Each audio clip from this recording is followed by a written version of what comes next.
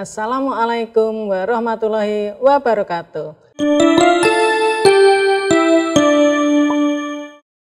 Hai anak-anakku yang di kelas 6, apa kabarnya hari ini? Semoga kita semua dalam keadaan sehat walafiat, tidak kurang satu apapun, dan tetap semangat belajar. Anak-anak, kali ini kita akan bertemu lagi dengan Bu Elin, yaitu belajar tentang tema 4, yaitu globalisasi. Subtema 1, globalisasi di sekitarku, terutama yaitu muatan PKN. Anak-anak coba perhatikan cerita berikut ini, yaitu sahabat tak terpisahkan. Hani dan Dwi telah berteman lama sekali sejak belum bersekolah. Mereka sering menghabiskan waktu di sore hari untuk bermain bersama.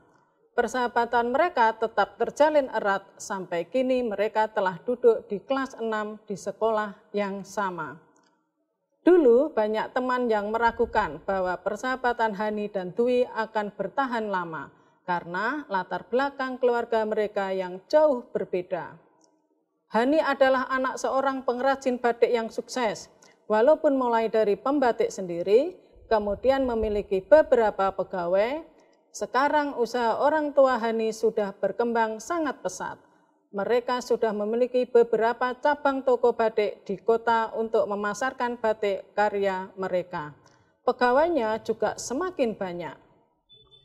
Sementara Dwi adalah anak seorang penjual kue yang sederhana.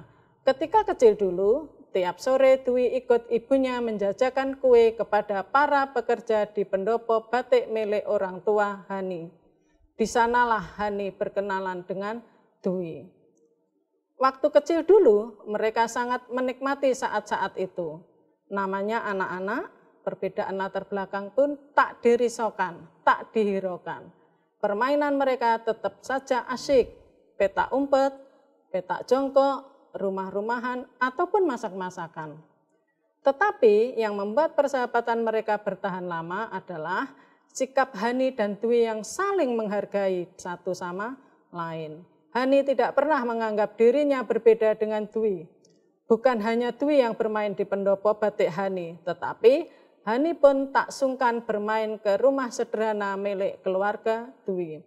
Ia malah menikmati makan siang ataupun makan jajanan sore di rumah Dwi. Memang ibu Dwi pandai memasak. Sebaliknya anak-anak, ketika Dwi bermain di rumahnya Hani, tidak dirasanya minder sedikit pun. Dwi kagum dengan Hani dan keluarganya.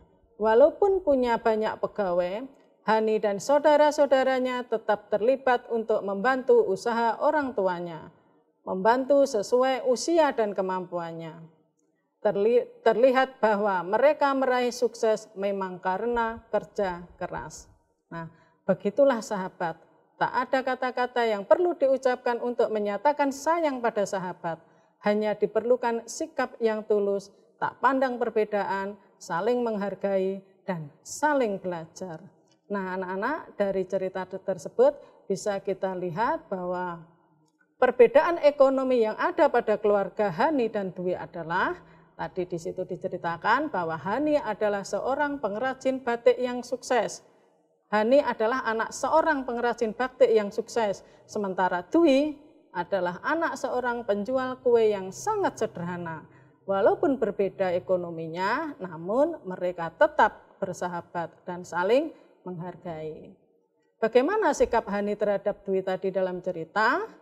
Nah, sikap Hani kepada Dwi yaitu menghormati dan tidak membeda-bedakan status sosial ekonomi.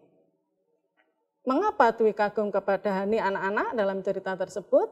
Walaupun sudah banyak pegawainya, namun semua anggota keluarga Hani masih terlibat membantu usaha orang tuanya. Tidak hanya mengandalkan orang tuanya saja, tetapi semua anggota keluarga Hani ikut terlibat dalam usaha orang tuanya.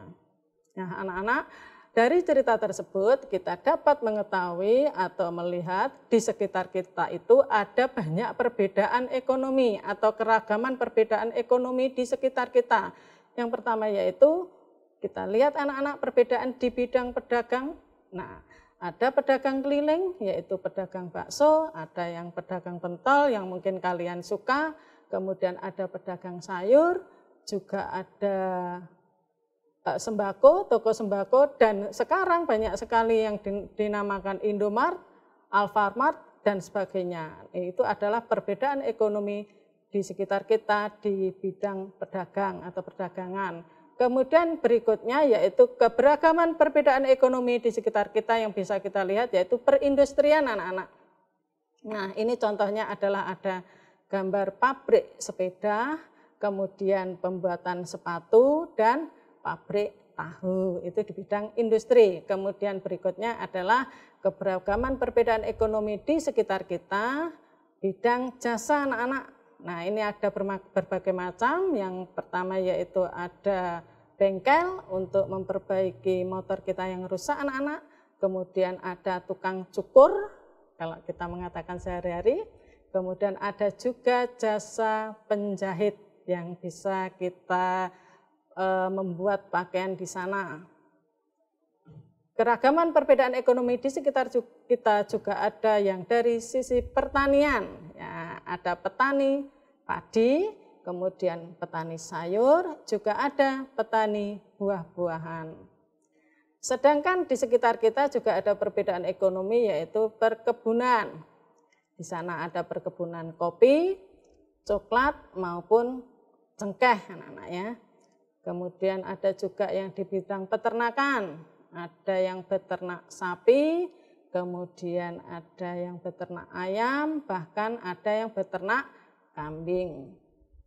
Perikanan anak-anak ini juga ada, yaitu di tambak, ada budaya ikan payo, juga ada budidaya ikan air tawar.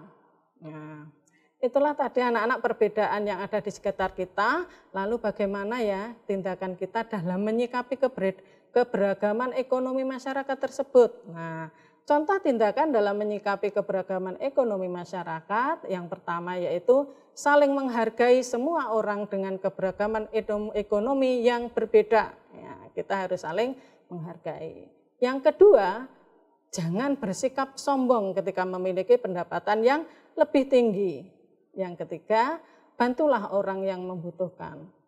Kemudian yang keempat, jangan malu dan iri dengan kemampuan orang lain. Yang kelima, teruslah berusaha untuk meningkatkan kemampuan diri. Nah, itulah tadi anak-anak pembelajaran kita kali ini, semoga bermanfaat. Sampai ketemu pada pembelajaran berikutnya yang tentu saja akan lebih menarik dan tetap semangat. Wassalamualaikum warahmatullahi wabarakatuh.